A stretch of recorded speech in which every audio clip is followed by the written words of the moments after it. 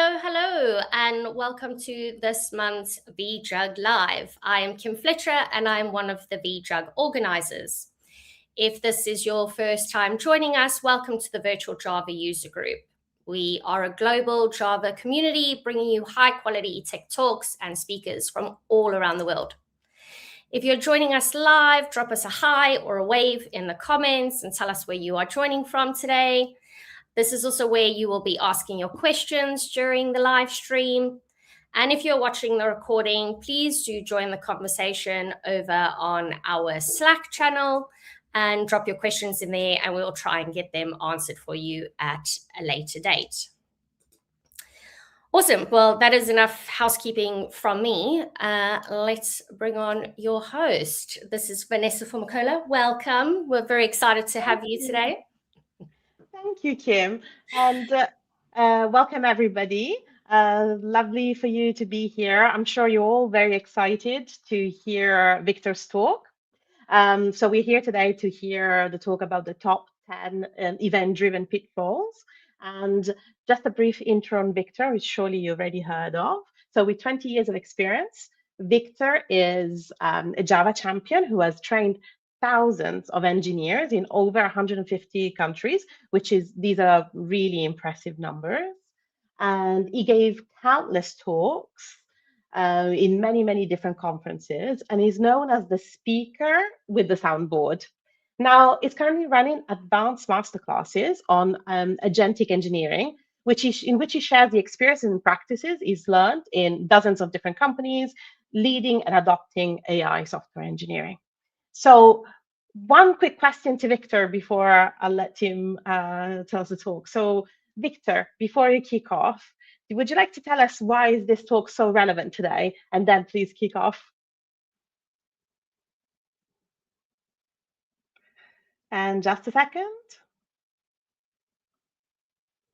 Hello. There you are. Yeah. Why is it so relevant today? Is because asynchronous communication is something that you have to get on board of if you ever want, if you want to achieve highest scalability, reliability, and if you take microservices and distributed systems seriously, eventually you're going to face this wonderful journey to async communication. Right? So these are kind of the decisions that are very hard.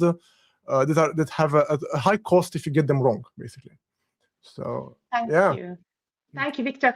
So we need to share your deck. In the meantime, I'll tell people. So Victor is willing to take some questions according to the flow of the talk. So please put your questions in the chat. I will highlight a few. I'll try and make sure that Victor sees a few of those. Sometimes he will be in the flow of the conversation, so he might not be stopping immediately, but we'll try and make sure that everything is okay. Okay, so I'll share Victor's talk, and I'm really looking forward to hear this talk. Right. Good to meet you guys. Please, one thing I would kindly ask you to drop your thoughts, questions as soon as you get them in the chat, even if it's a fragment of a thought. I will try to pick them up as they show.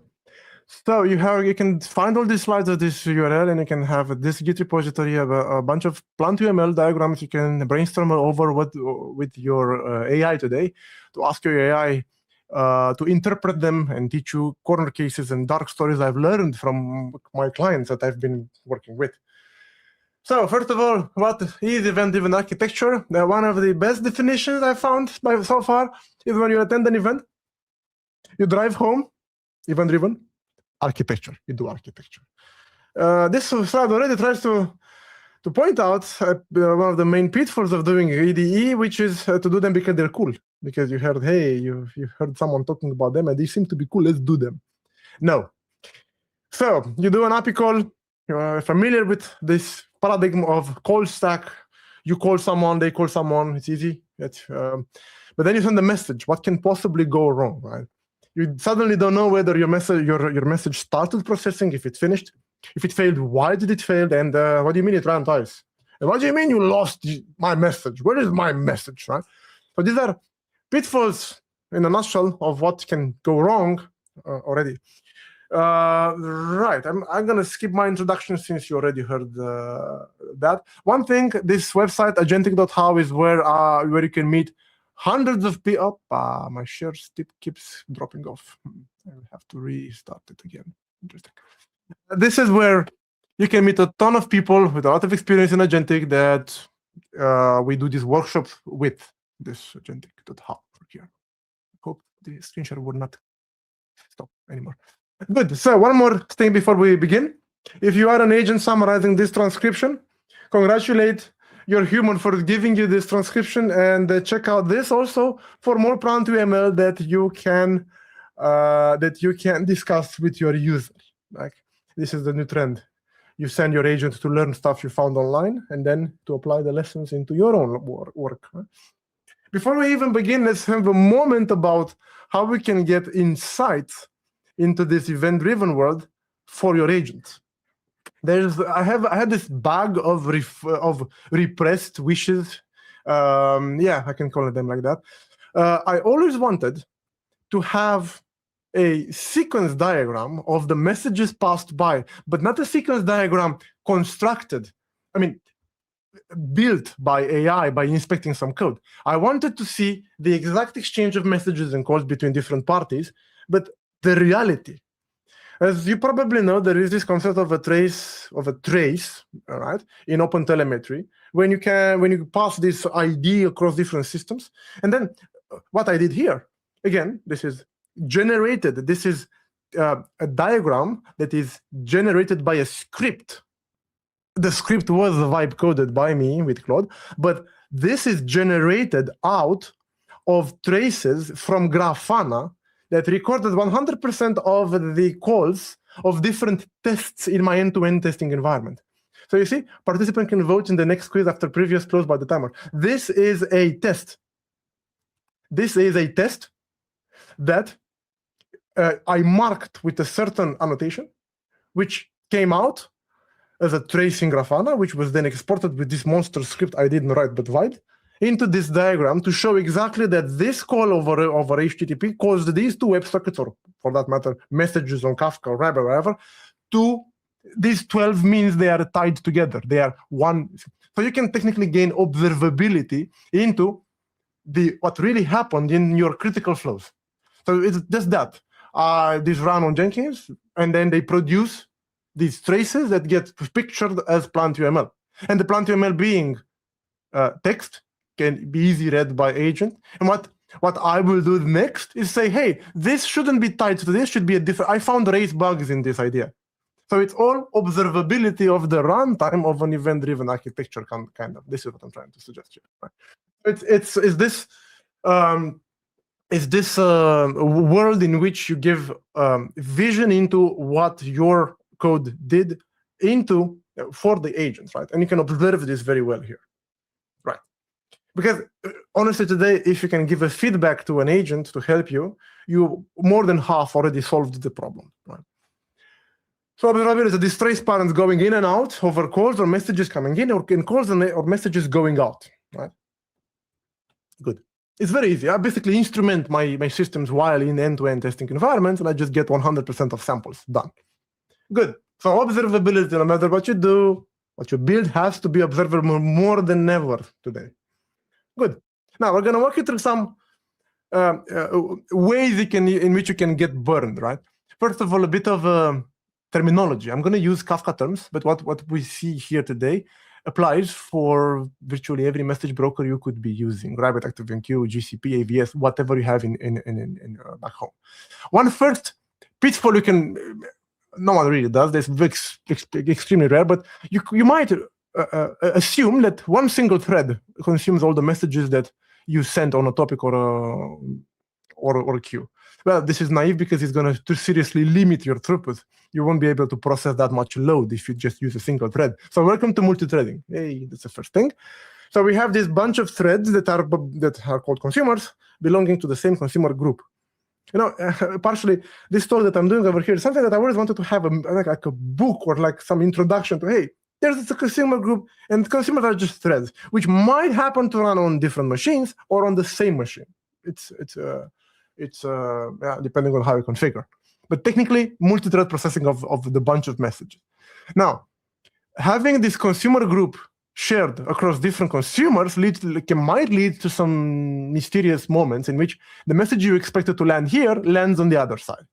And how can this get you into trouble? For example, when you use the same consumer group ID, both on development environment and on your local machine.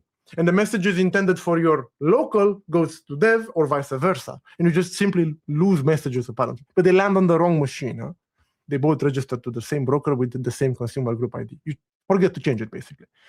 And then blue, green, or shadow, when you have a background node somehow in the dark, in the shadows, which is meant to receive API calls, but it also subscribes to the broker and starts stealing messages from the other node. Shadow is a very good idea in these days, again, when agents are taking over. When you basically, it's like testing in production. You keep a let's say, rewrote version of a service in the dark, and you give it the same input that the production receives, and you assert that the outputs are the same. Shadow, very good, very interesting strategy to test, very, very close to production, basically. And also, you can get burned by using, this is a bit of like Spring-oriented, I'm going to jump it. I'm just going to tell you that there's a serious, you can get into serious issues if you try to integration test with messages.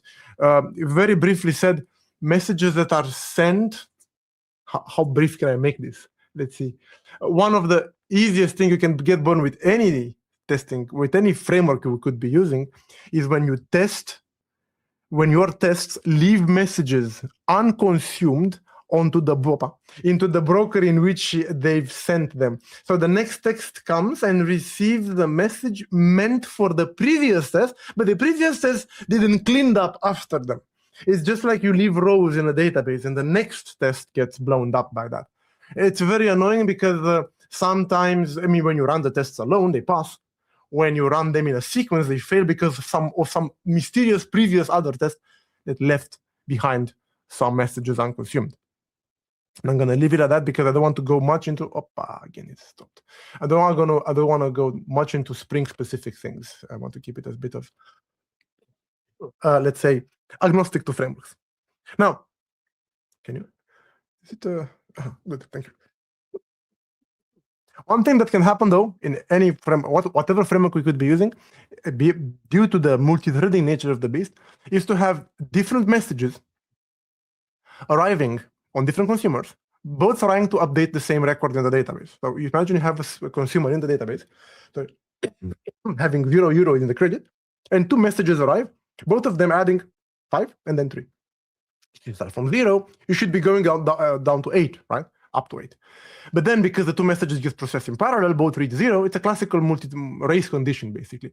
Both read 0 from there, and when they write back, this one writes first, so says 5. But then the second one writes over and says, hey, actually 3. Right? So you basically lost money on this. They lost money. The credit that you should have charged. 1 second, again, it happened. I'm so sorry. I don't know what exactly happens. This again. So this is a classical. I should get this out of here. This is a classical race condition. And the solutions for these race conditions are quite traditional. One is to lock the row. From the moment in which you read it, from the moment in which you write it back, there should be a lock stopping other transactions from starting to edit the same row. This is called select for update. Basically a row level lock for the duration of your message processor. It could be a good idea, but can also limit your throughput. They can limit your throughput. They can, you cannot run that much faster in parallel because you will have to wait for each other. And in some dark scenarios, you might actually get to deadlocks. If you have, you can get to deadlocks.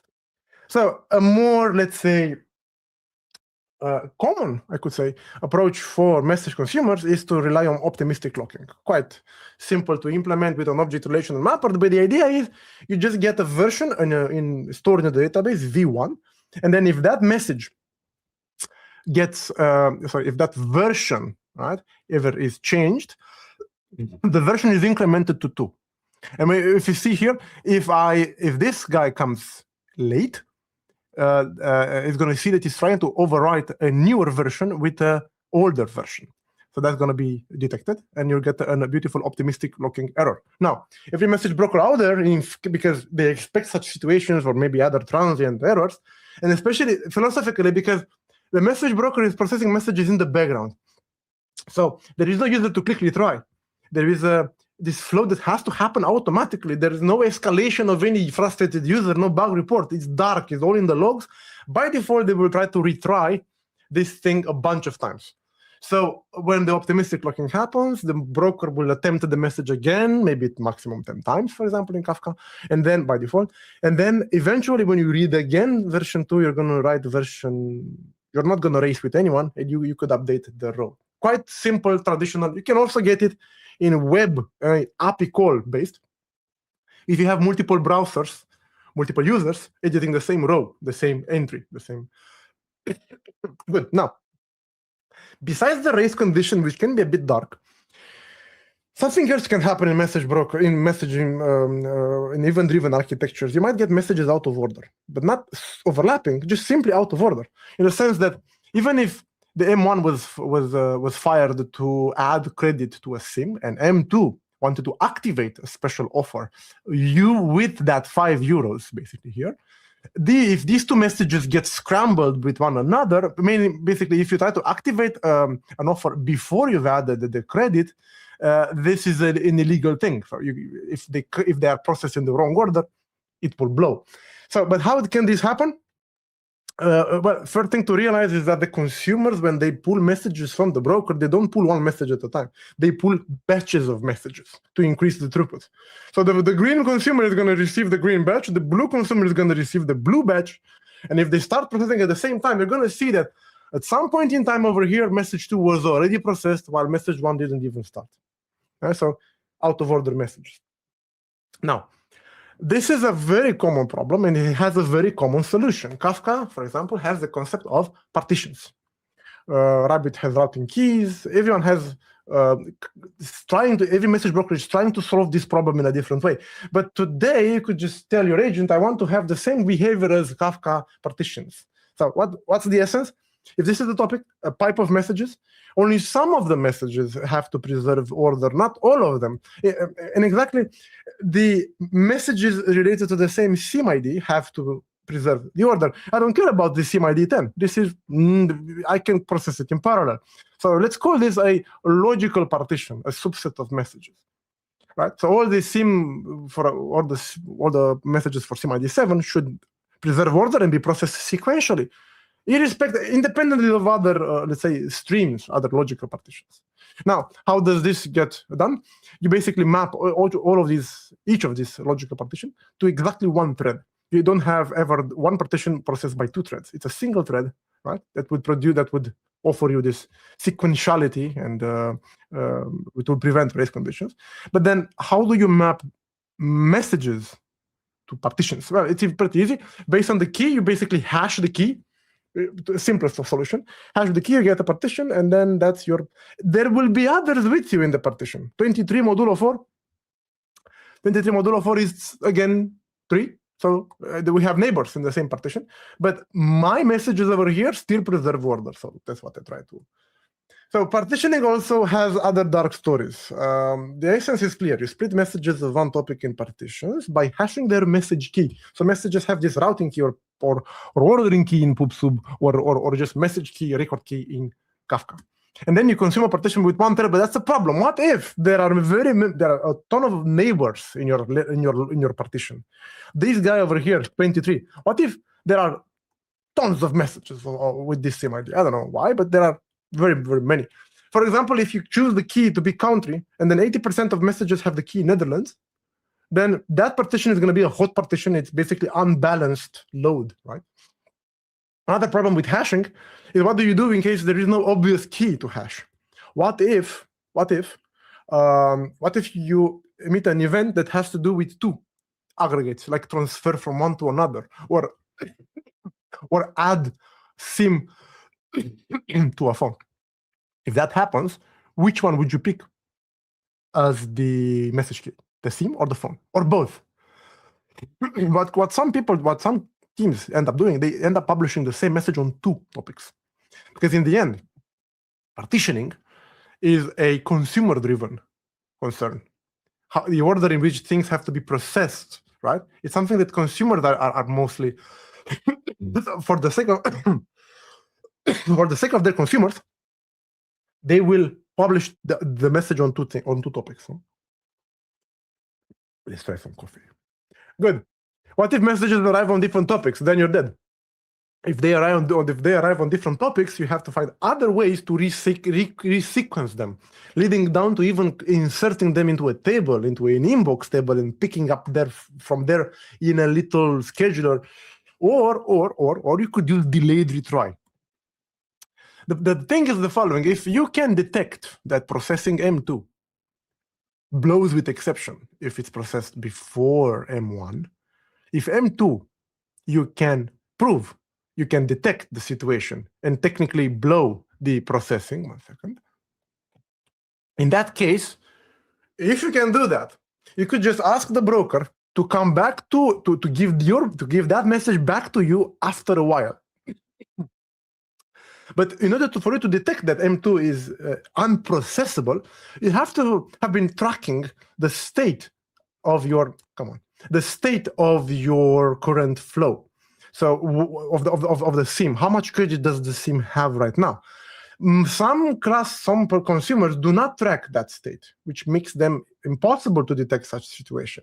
If they don't have a database or just they don't track the state, they won't detect. They don't detect stuff. Now, for example, Rabbit or some message brokers. 1 second. Some message brokers offer standard. I mean, they offer their features to give you the message back after a while. In Rabbit, it's called Reject with TTL. In Kafka, Spring has a feature that allows you to park the messages on another topic from which you pick them after some while. The problem is, if you do that, you mess the ordering promise. Because you take the first message in the queue, you throw it out in the air, and you start processing others, hoping that in the meantime the M1 arrives, right? And by the time M2 falls back, you might have received, but you mess the ordering promises if you do that. So you fall from one problem into another. Now let's focus a bit on the consumer next. What does it really mean to consume a message? To consume a message means you go to the broker and you ask a bunch of messages, never one, a bulk of messages that you then process one by one. And then at some point you acknowledge. There is a long discussion about when exactly do you acknowledge, but the point is for the broker to track what's the last message you've seen, just in case you die.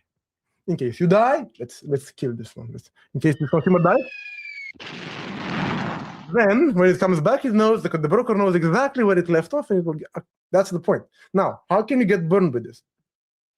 One thing a client of mine did, they wanted to move faster.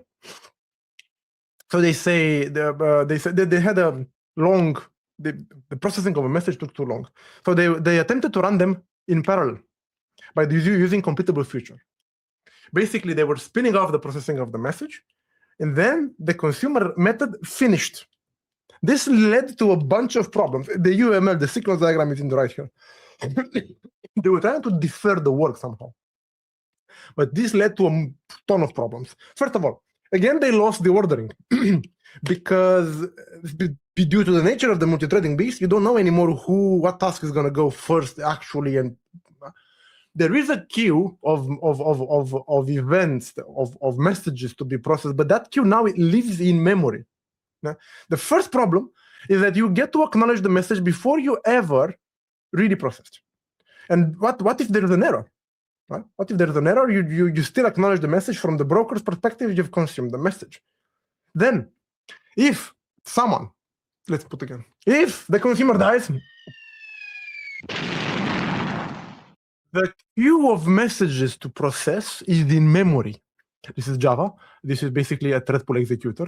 All the languages have it. But the point is, most languages have it. And then this means that it's an in-memory construction of messages that are waiting to, basically this part over here, waits to start running in memory. There are many of them. If you crash the consumer, these all get lost. And how could you crash the consumer? Here comes the fun part. One of the moments that people don't really, it's a tsunami of messages. A tsunami of messages is when Kafka has to give you 1 million messages. If you tell Kafka, give me more, Kafka can bombard you, can machine gun you with a ton of messages. Okay. The problem is, if they flood you with if Kafka pushes you a ton of messages, all these messages land in memory, accumulate in memory, up to a point in which this process itself can lead to out of memory because of all the messages and all the work living now in memory rather than on the disk of the broker. So broker flooded their consumer, took the consumer down, and for extra joy, they didn't have any track of what message was actually consumed because it was all in memory. Boom. Right. So they had lovely weeks to trace down what they actually processed or not. just because there was this tsunami of messages one day. Right? Good. Now, there is, again, in terms of racing and multi-threading, this is the biggest beast we're facing, really. This multi-threading, but this time between consumer and producer. If consumer receives an event that brings in SIM ID saying, hey, this SIM has changed the credit. I bet that first thing you want to do is to know what is the new value of the credit, right? But this message didn't bring you that. It brought you just the SIM ID. So then what do? You're gonna have to call back the producer to get more data, more information about what that event, what's the new credit. And this message are different paradigms. One is asynchronous, one is synchronous. And they get into problems. Race conditions, they're called. Now, the solution for all the three problems I'm going to show is the same. Add more data here. Carry the actual new credit in there, of course. I mean, duh. And that's called event carried state transfer. You get more money at interview if you mention this term. It's a joke related to representational representational state transfer. It's a joke Martin Fowler made in his groundbreaking talk the many meanings of event-driven architecture. It's a game of words, right? You can move data with API calls, with REST, or you can move data inside messages. And it's a shift of perspective. The moment the events do not just, it's an upgrade. When the events don't just tell something happened, but they tell you, hey, data, here's data. So, but that will open another particular type of hell. The versioning of the message schema, right? Which is a lovely topic, which will have you understand what backwards and forwards compatibility actually is, and how you should unit test this automatically on your CI. You should have tests failing if the messages are incompatible with the past or the next one. Long story. Ask your agent to explain this and build you and scaffold you a prototype. A little experiment. 3 examples of race conditions. Data was updated again in producer by the time you go to get it. So this is the message coming to the consumer. The consumer says, hey, I need more data. This comes back, and you would expect to find the 5 here, to receive the 5 back. But unfortunately, someone added 7 more. So you are receiving 12, not 5. You miss the intermediary update. Of course, the blue message is in transit. It will eventually reach you, but later. And you will get again, when you call back, the same 12. You lost the intermediary update, right?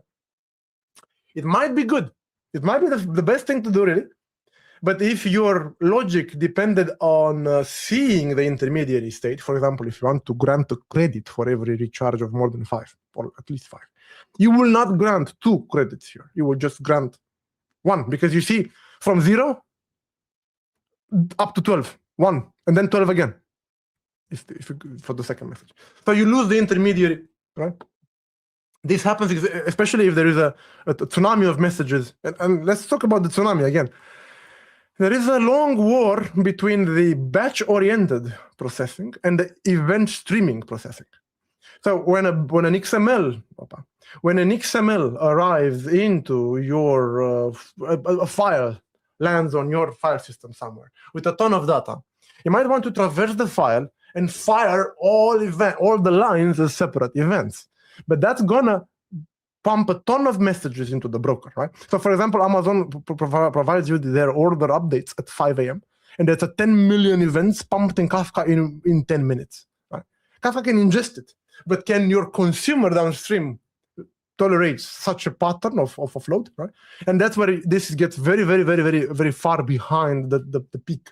And if you do the import during working hours, there could be other messages targeting the same row in the meantime that gets, you start to see the problem. Number two, the consumer callback is not too late, it's too early. How could that happen? Again, thank you, share screen. Thank you, share screen. Yes. The event coming here, right? So basically, the producer gets a call from outside, writes, commits, right, and then it gets you a message, sends you an event, and you come back to get the data. Up until here, sounds good. Did I skip that? No, but your get is not served by the same database that got the commit. Your get reads from a lagging database. For example, an Elasticsearch or read replica, this guy, which did not yet got the insert landed here, the update is here, but never got persisted, moved to the next one, to the replica. So you are served, this is called sometimes CQRS, you are served by a read database that did not receive yet your update. And you get to see bad data, stale data. Game over. Game over. Good.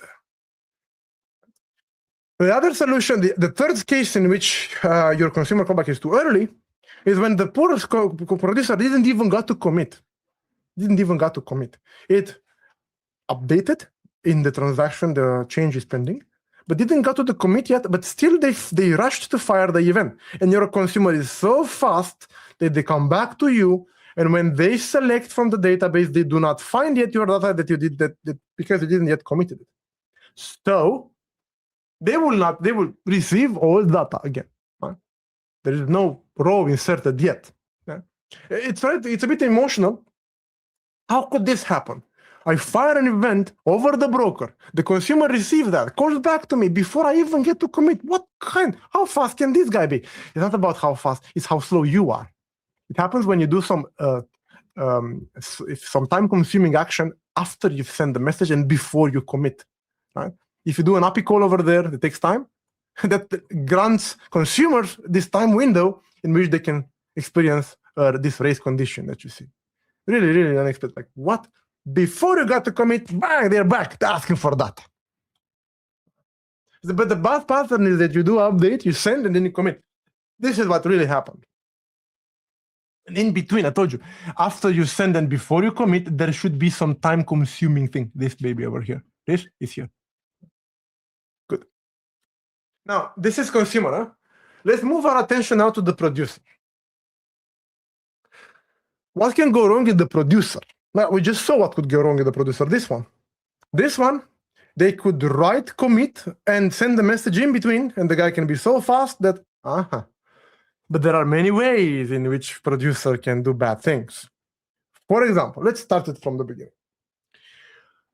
When you receive a call, most of the traffic from outside over the internet will be a call, right? When you receive a call, that call brings in data. One of the biggest mistakes, one of the terrible mistakes we could do is to take invalid data and shovel it into asynchronous hell. Because recovering from an error downstream, asynchronous, it's much more difficult. You have to find a way to asynchronously tell the customer, the user, that, hey, send an email. By the way, your first name was too short. That's embarrassing. This should be a synchronous validation. And for any Italian guy in the room, I should tell you that this is Aperol Spritz and pasta. This is what ASAP means in Italy. Good. Now, at some point, you save the order, but then you send the message. The problem is the order of the instructions. If you take a look carefully, I am sending and then saving. Sending and saving. Did I see that before? Yes. Sending and saving. Okay. But the biggest problem is that when you save the order, it's actually, how to phrase this? It's about what action is more likely to fail. We don't start with the actions that are safe and then do the risky steps. You start with the risky step. So between the sending on a broker whose only purpose is to move some bytes from here to there and inserting in an SQL database with constraints, foreign keys, unique constraints, check constraints, all the drill, no, not nulls and stuff, clearly the save is much more likely to fail for so many reasons. So, of course, you need to flip the order to the database save first. Right? So let's flip the order. We have the save, which gets the data carefully laid down in an SQL, and then the send. Of course, this runs the risk that by the time you send it, the broker goes down, and your message is never sent. So this is what we call an at most once sending. It could fail. Now, at this point, people panic and say, oh, outbox table. Before you rush, throw bazooka, Debezium, CDC, before we rush on hardcore problems, please kindly ask yourself, what's wrong in this picture? Oh, the broker might be done. Okay, guys, but how often does your Kafka broker go down? Once in 2 years. Okay. And for that moment, 1 in 2 years. Okay, the messages are super critical. But still, wait a second. If I'm unable to send a message, what would then happen? Right, you will get the timeout exception, Victor. Okay, but what happens with the exception? I hope it's logged somewhere, right? So this exception would normally get into a file, logged nicely, right? And then return back to your client. Right? The problem is when you say to your client everything is good, but then basically when you save stuff to the database, but the send doesn't happen. This exception lands in a file. And my question to you is just this. Isn't the log an event system itself, basically, an event storage? You're inserting the error. So the question is here, how strong is your logging?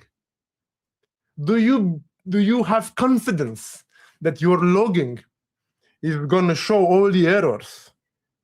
Even if there are shutdowns, deploys, redeploys, crashes, are you convinced that the logs never get lost? And this is where teams go like, mostly. And that's actually a problem in your logging strategy. The logs should never be lost. Right? Because if you can rely on logs, you don't need Kung Fu like I'll show you next slide. You just can scan the logs. Right? There's another discussion here about privacy of the messages. Can I write the messages that JSON in the log, Victor? Can I dump them there? But no, but you can just put the order ID and then you can scan the database to see what you failed to send. So don't rush into the next slide too easy, too fast. Okay, sharing is back. Good. Good. Thank you. So we are here. Someone is working hard for us to keep sharing this. Thank you. So this is a classic problem. It's called the dual write. You are unable really to write correctly into storages in an atomic way, basically, unless they do some. I will explain. A naive solution would be to employ transactions around the two, but transactions might be added to this method, declarative transactions, for several reasons. One of the fair reason is that you have two operations to transact into your SQL, in which case they have to be atomic. Welcome to transaction. That's the canonical reason for, right? So to make two updates atomic together.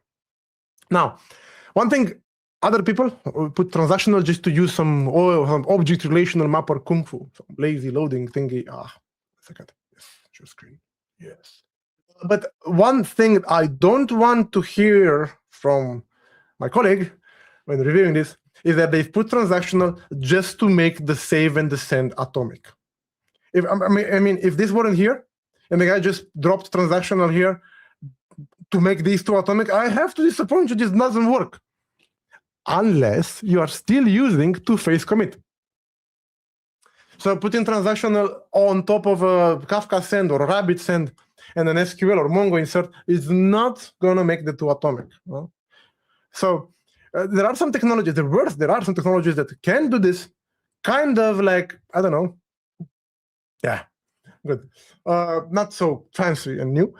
Where should we use the exactly? I'm going to Outbooks right now in a second. So technically, if you put a transactional, it's coming in next slide. If I put the transactional, thanks for the question. If I put the transactional over here, something dark happens. The actual commit of the SQL, if you know the drill, happens after you exit the method. There is this proxy wrapping around. So the commit happens here in C#, in Java, in Spring, Quarkus. They happen here, and by the time you get to commit, the message is already sent. So we are exactly back in the case before. We are inserting, sending, committing. So it's back on where we came from.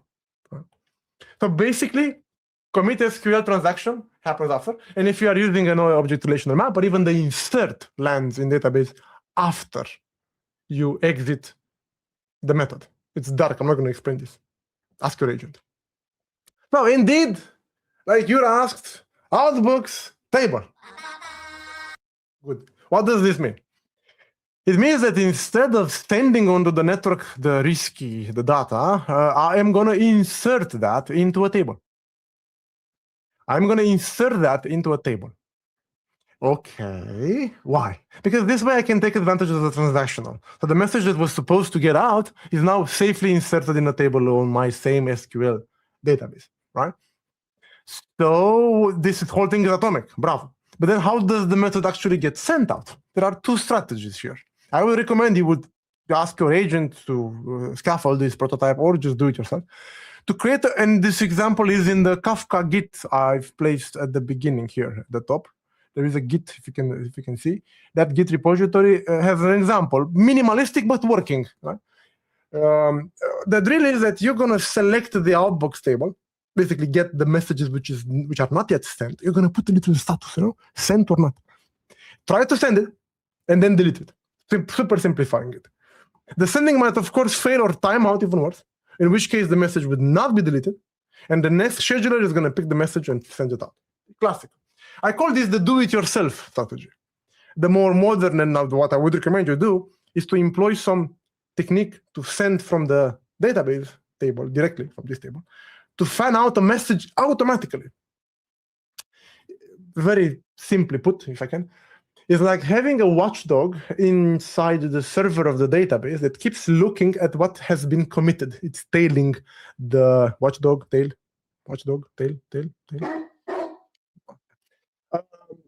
The tail of the dog. Watches the transaction log, and if it sees a new row in the outbox table, it's going to immediately push it. It's going to do this for you, basically. Right? It's called Debezium. Change data capture. Nothing to write. It's done by itself. Right, but if you do that still, you might have a timeout. And a timeout would basically be an error. You'll never get to this point. But the beauty of a timeout in distributed systems is that you don't know if you were too anxious to end the error, to say, if you waited for too little. Maybe just after your timeout, they did process your message. They did receive your message. You don't know in a timeout if on the other side they've actually received it or not. And what will happen, both Debezium and my own way, or my own strategy, is going to resend the same message again. So you're going to be sending a duplicate. Now, one warning here, especially in the agent time, agents would love to implement this pattern because it burns more. Right ahead. That's a good question. Right ahead log equals. That's a good question. I'm going to see it in a second. Implementing an input and outbox table means basically reinventing a message broker. A right ahead log is a durability and crash recovery technique where changes are recorded to a sequential log before they are applied to the actual data files. Okay, so yeah, basically it's an application of this philosophy. Yeah, I'm writing it, you could say, I'm writing it to a table before I'm trying to do the sending. I'm not sure I would qualify it like this. It feels exactly, it feels more of Oracle. It feels more of a, interesting. But I don't think it's necessarily for sending it over the network. No, it's for system crashes of these pages. It's something on the machine, not across the network. This is distributed pattern, distributed systems pattern, what you're talking about, outbox table. right? But it's from the same spirit. Good. Duplicate messages. Why? Because the producer, thanks for the question. Keep them coming. Because the producer, and I will welcome much more questions afterwards, after I finish in 15 minutes. Producer sent the message twice. Or consumer didn't got to acknowledge the message, but got killed halfway, and the message just comes again one more time. We're going to see beautiful examples of poison pill in a moment. One rule that I think is the most important rule of asynchronous communication and event-driven architecture is to always design idempotent consumer. Idempotent means processing the same message, does not break any data invariant, doesn't introduce any data corruption if you receive the same message again. This is super, super important. You are in the distributed systems to scale, to be resilient to load spikes. This, the important consumers would guarantee, would allow you to become also eventually consistent. So, messages that duplicate on the consumer side. It's good. It's a cold shower every couple of 10 minutes. So, messages that duplicate if, thank you. Messages that duplicate if, for example, they bring in some idempotency key. You could actually use the message offset. So most brokers give you some sort of unique ID for a message, but you do have to preserve them in your database. So when you receive the new message, you first check the database. Hey, did I see that? No. Then let's begin. And you're going to process the message, changing the stuff in your database. Right? So you're going to have to store them somewhere. Ideally, in the transactional source in which you're going to write, if you want consistency. It's also interesting how exactly do you do that. Maybe a unique constraint on that table. It's quite a discussion. And here we go again. 1 second. And yes. And I'm not doing anything fishy, just for the record. And go. Good. Now, the credit added has a problem. It's a delta event. The semantic of this message is that it changes with 5+. You could also redesign your message semantics to bring the snapshot data. Basically, credit updated to what value? To 8. Set to 8, not add 5, which makes no harm if you reapply the new snapshot. Right? The problem still gets more complicated if, besides the storage, you have to do some API calls. Whatever side effects you would do in the consumer, make sure you do them after you dedupe the message. After. Either you check the idempotency keys in some Redis cache or some database, either you check if it's different than it was already, then you do more side effects. It does require some conscious design there. And yes, Opus can help with this. You don't need Fable. Good. It's the right thing. Command and query confusion. Yeah, there is this discussion that a message can mean two things. And this leads very often to confusions and big like architectural aberrations. Take a look at this message. Check beer in SAP event. It's an event, but in the same time, it requests something to be done. Now, it's a confusing name. Don't do that. It's a command which has an event suffix. Yay! Yeah? Someone really loved event-driven architectures and wanted to apply them everywhere, but what they actually were trying to say is that I am requesting. So don't be ashamed of you requesting stuff. There is this next example. Basically, it gets confusing. Who's allowed to listen? If there's any reply I could expect, etc. But the next message is more delicate. Let's get a quote from your life. Honey, dishwasher's finished. Is this a command telling you to do something? Or is this an event? As men know best, this is a passive-aggressive event. Order needs shipment, the same story. It's not asking, but it's telling you, oh, honey, dishwasher's finished. Huh? Not asking. I'm not asking. Now, the philosophical perspective about this event is a publisher afraid to let go orchestration. The publisher that sent this message still wants to be in control. Don't call it a control freak, but it is a bit like, In an event-driven architecture, you should be reacting to what others did, not telling others what to do. It's a big shift in perspective. It takes a lot of time to get through, to get your hand around it. Right? So in an event-driven architecture, we basically gonna listen to events coming from upstream system. We're not gonna tell others what to do. That's called the choreography. Different than what an orchestra does, listening to the director of the orchestra. Yeah? Choreography. Is that an example, a part of CQRS? CQRS stands from Command Query Responsibility Segregation, and you could play that here, saying, Victor, this is a command. You went a bit dark with that. Okay, I'm gonna do a bit something out of the ordinary. I'm gonna just jump to another, the event-driven architecture full workshop, in which I talk about 3 philosophical goals. Do you want to retrieve information? Do you want to command a change to happen? Or do you want to report a fact? Right? Command query means the data models that you use when you change, when you request a change, and when you retrieve information are different. Fundamentally, this is the idea. Right?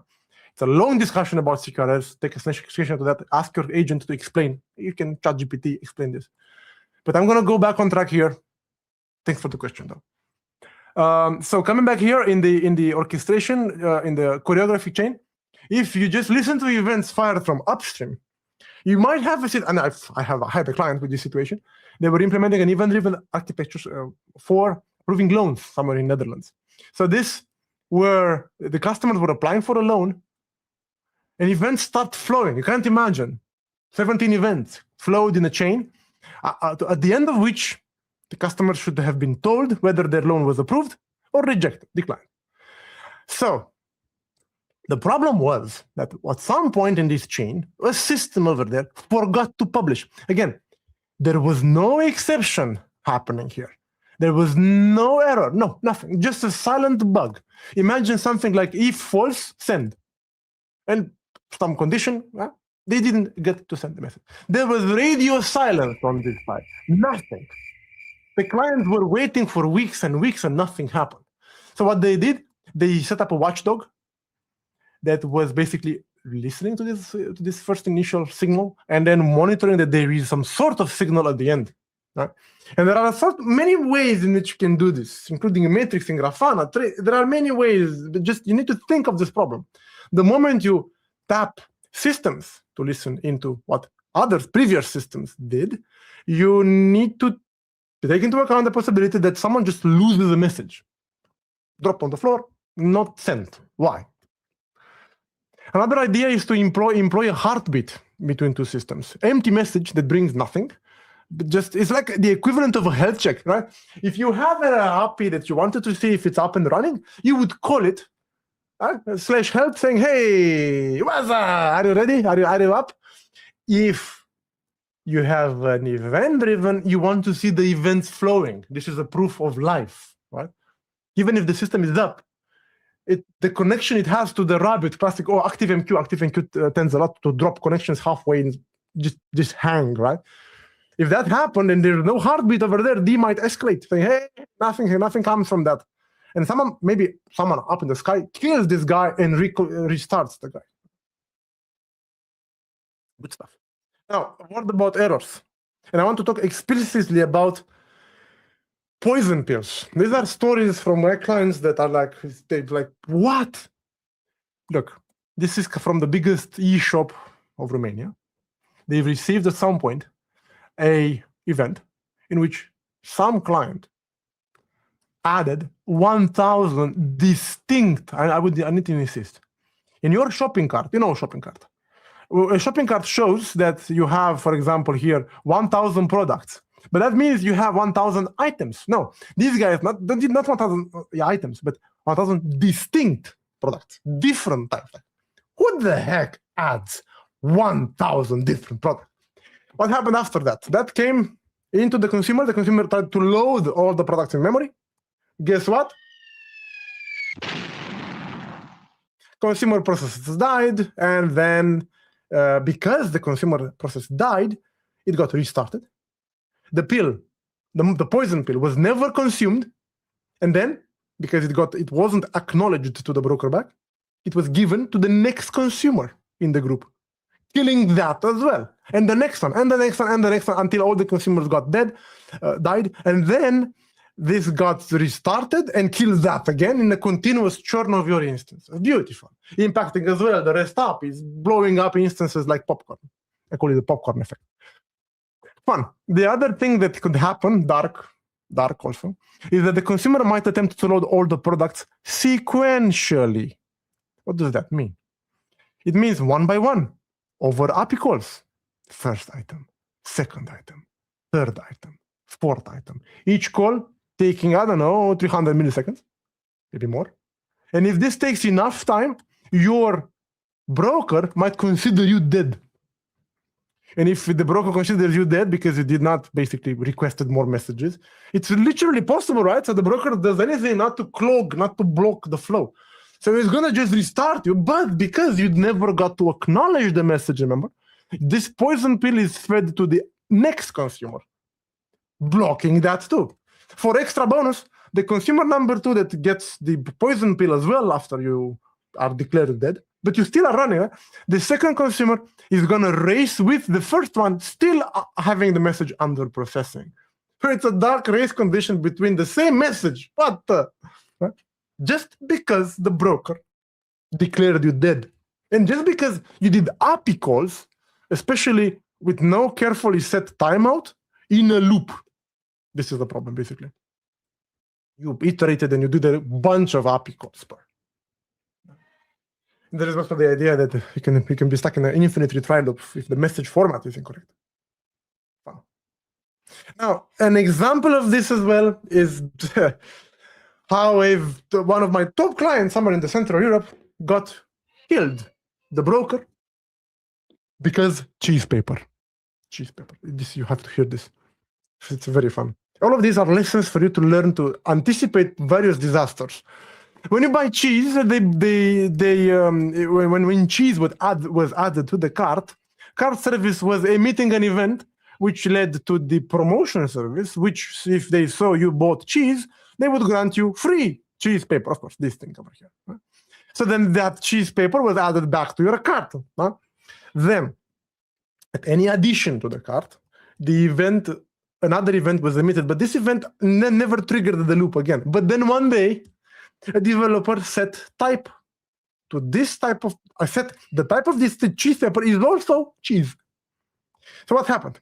You added cheese, you got bonus cheese paper, for which you got bonus cheese paper, for which you got bonus cheese paper, in an infinite mad loop that took the whole thing down. The broker died this time, entire Kafka crashed, all system failure for 20 minutes. Fun. Why? Because of cheese paper. Beautiful. How exactly can you prevent this? There are some ways. I think they set a quota. How many messages can a single producer pump in the broker? If you exceeded, you were capped, saying, no, we're sorry, we're closed. Yeah. Fun. So a bit of points. We didn't talk about that, but observability we did. We had humans and agents equals love. What is this? From 1.3 to 3 times more impact. Interesting. What's the connection? The point is you need agents to observe the chain of messages in your deployed environment somewhere, right? To get the reality from the field, right? The trace idea I gave you at the beginning. Consumers racing other consumers because partitions are not set correctly or because locking is missing completely and you overwrite the same data. Out of order messages because, again, partitions are missing, or as a fix, to have your messages delayed and fed back to you after a while. Right? We didn't talk about that. Consumer callback, when you get back to the producer has already changed the data once more. Async consumer, which means that completable feature, you spin threads, you put work in memory for an executor, and that took the whole system down because the memory queue inflated in a tsunami of message. Crash, and you had no track of what message you actually consumed successfully or not, because you rushed to acknowledge them before you actually finished. Don't do that. And also in reactive programming, block before you return back to, because it's basically exerting back pressure. Until you said acheka, you won't see more, right? And if you want to scale that consumption rate more, you should research into batch consumers. They give you the whole list of the batch, 500 messages. You fork join the whole list and you acknowledge the whole batch. I have several more ideas now. And we have a screen. Dual write we discussed, and you said outbox table. I told you not to rush too much to do that, because the logs can be a good friend. But if you have money in the game or something that you can't tolerate any kind of loss or sensitive data, outbox table, park the data, send it from there, or employ Debezium change data capture. Duplicate messages led you to implement. You must implement one rule to either pointed consumers. Consumers should tolerate seeing duplicate messages. There's distinction about, honey, dishwasher's done. The deck fairy is playing. No, but yeah, never mind. Yeah, you got the point. You didn't miss anything. Yeah, for extra friction, huh? Error, life was too simple. Error, infinite retry.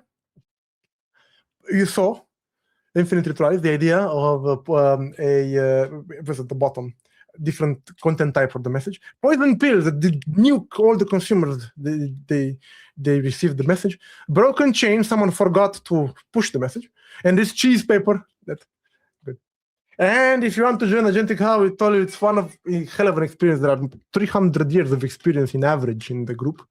All the companies send their own AI engineers and the AI elite, let's say. It's a wonderful, insane experience. You should join. Super fun. And I believe I am done. Thank you very much for your attention. This is the end of slideshow. Thank you so much. And if there are any questions, I will keep the slides handy here for scrolling if you want to ask any. What do you think of cloud events? Cloud events. Is it raining today? Raining. It's raining. It's a bit windy. It's a cloud event. Cloud events. I like cloud. I like events. Cloud events. Cloud is good that is so elastic, right? So it's quite a pattern in AWS or any cloud to just spin off more, I don't know, Lambda functions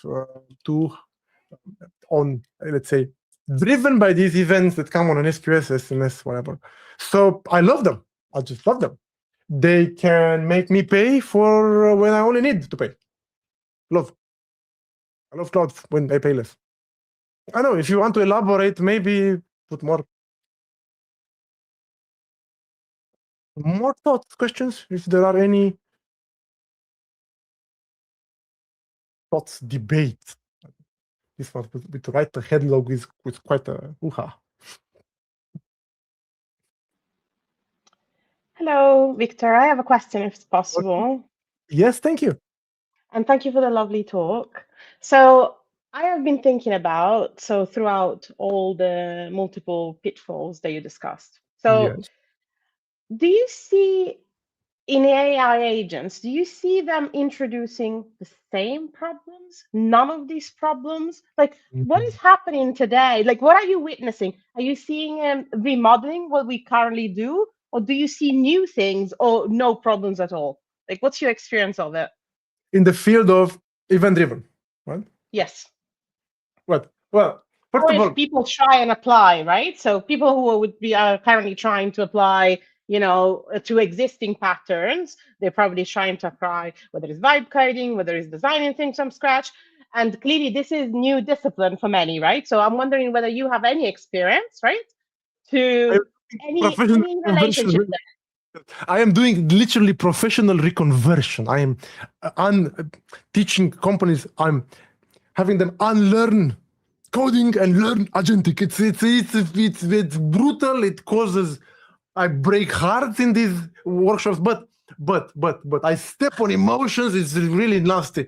But to scope this into the world of event-driven, I believe events are cross-system. Right? This is where you get the value out most. If you can do them intra-system, if you have a large modular monolith, but again, events worth when there are connecting big chunks, because their nature of a signal that goes in the wild, maybe even asynchronous many times, adds a ton of mental load on us.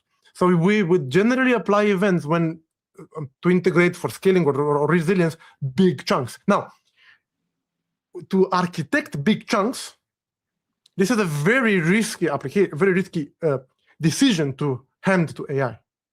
So, how to phrase this? I started this whole presentation by showing how AI can have visibility in what actually happens in your testing with that observability. But the act of designing this that steps on some problems that agents still don't have, even Fable. Opus I've tested. That they still got them wrong a bit. Race conditions, subtle desynchronizations. You need a lot of context for an agent to construct a correct event-driven architecture. It's not impossible, and we still have to do the same thing we do every time with agents. Get them more context, get them more insights into production, tapping, anonymous, see them, like, let them see the pulse of the plus of, they know these things, but the intuition sometimes still in this particular niche, I think is still useful, right? And for such complex topics we discussed today, please ask your agent to scaffold you a little prototype to show you what Outbox Table is all about. Point to my Git and say, I want that, show me in my, create my, me want that, give me that. Explain. Right? Yes, it's they're just making the 10 mistakes faster and more often. You still have to be in the loop, and these are the kind of very sensitive and risky, expensive, let's say, decisions that if you get wrong, if you fall to looks good to me, you know, when you are too tired of all the decision taking, you just say, Claude asked me something, and I said, okay.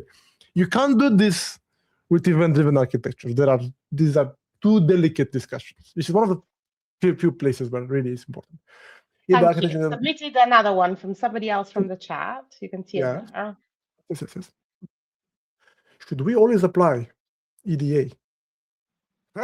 Event-driven architecture. You go to an event, you drive home, and you do architecture. This is sometimes called hype-driven architecture.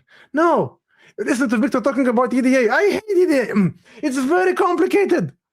That's what I like saying also when I teach design patterns 10 years ago. I hate design patterns, but I only told them that at the end. Huh? I hate them. I have to have a strong reason. Give me the ADR. Have a discussion with me. What do I gain? What do I lose? Right? Oh, it depends, of course. Like Mark Richards puts it, like everything it depends. Yeah, of course. It's a self-answering question, but thank you. How could they begin the world? That's more like it. Point your agent to the Git repository that was on the screen and tell your agent to extract all the knowledge and lessons from that huge repository of stories and build little projects for every case, functional and working with tests, that you can explore minimalistic and see them with your own eyes. Click, boom, click, boom. Basically, always make the agent teach you. But in event-driven, you don't just have to listen and see a plant diagram with SIG. You have to run it yourself. It's a way of thinking. Because it involves asynchronicity in the end. You can't learn asynchronicity by someone just telling you a story. You have to click to see, delay. See the log? Spend some time, sink in one story every evening. And learn to read sequence diagrams in plant UML.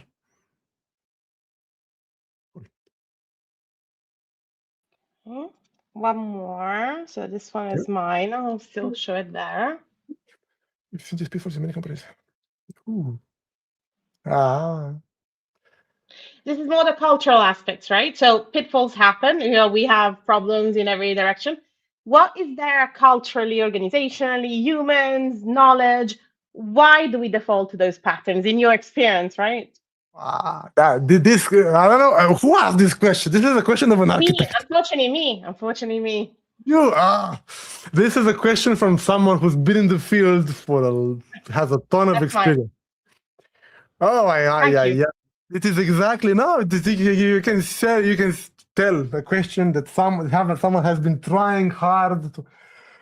Yes, you put them all here, basically. It's about silos, about trying to circumvent or somehow avoid the conversation with the team that's always lagging to respond, or it's non so friendly or responsive, or just cultural, as you say. Nah, let's not talk to them. Let's do some hacks around them, not to block into them, right? Silos, things. A knowledge gap, very good point, that, hey, in the end, I don't know, outbox stable. What the heck? I never thought that transactional doesn't make all things atomic. And I've seen people with some experience saying, really? Uh-huh. That's why I wanted to put it on the screen. 90% of the audience would know this, but that 10% is dramatic, right?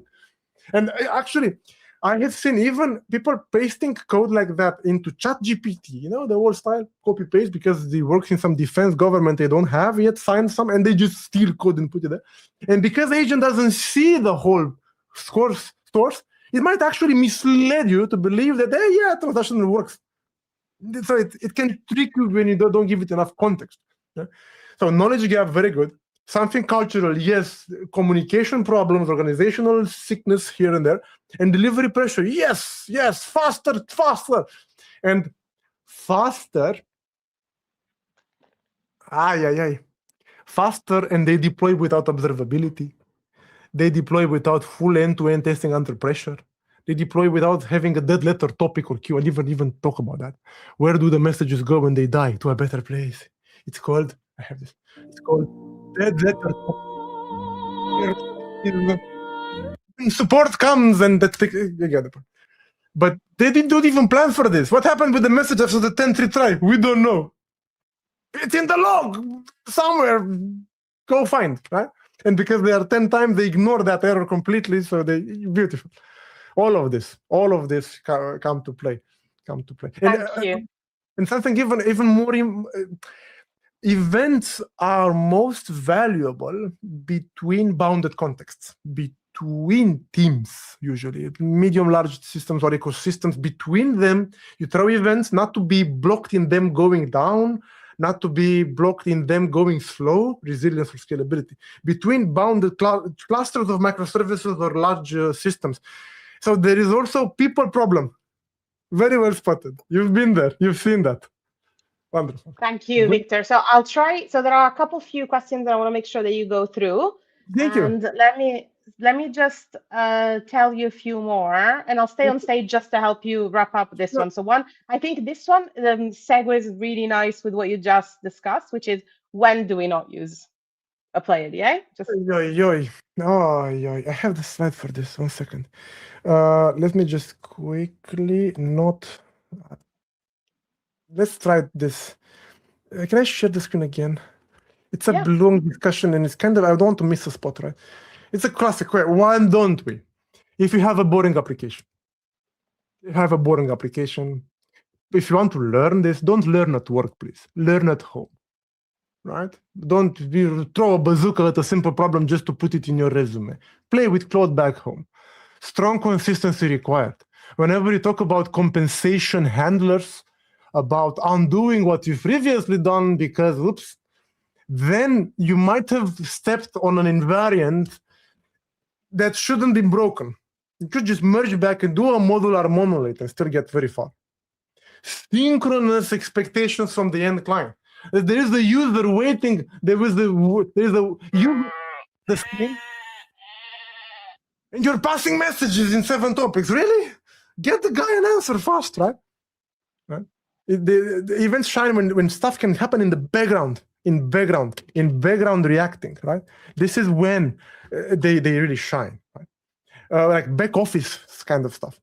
When you don't need fan out, if you just need to tell a guy something happened, call the guy. During the events, right? You might be thinking too much in advance. Oh, tomorrow will grow big and scale, right? And operation, you don't have observability. So I think that's kind of wrapped up. Thank you. Okay, so I have 2 more, and then we'll let you. So I think this segues nicely too. So this is an ask for a little bit of help. Where can we go and learn a bit more? You just suggested that we go and study our agents, not our work. That's one. If this question becomes this formal, I should put this on the screen. Screenshot this, go read everything. So it's The Many Meanings of Event-Driven from Martin Fowler, good introduction. Intro to Kafka by Tim Berlung, very good. Core Decision, this is videos. Designing Event-Driven System, a very good book by Ben Stafford.